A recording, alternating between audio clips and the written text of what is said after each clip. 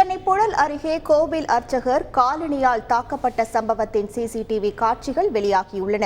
லட்சுமிபுரத்தை சேர்ந்த 75 வயதாகும் குணசேகரன் கடந்த 10 ஆண்டுகளுக்கும் மேலாக அங்குள்ள கிருஷ்ணர் கோவிலில் அர்ச்சகராக இருந்து வருகிறார். கோபால் என்பவர் அக்கோவில் நிர்வாகியாக உள்ளார். இந்த நிலையில் இருவருக்கும் இடையே தகராறு ஏற்பட்டது. அப்போது கோபால் தான் அணிந்திருந்த காலணியை கழற்றி குணசேகரனை கண்மூடித்தனமாக தாக்கியுள்ளார். இதுகுறித்த புகாரின் பேரில் போலீசார் வழக்கு பதிந்து விசாரணை நடத்தி வருகின்றனர்.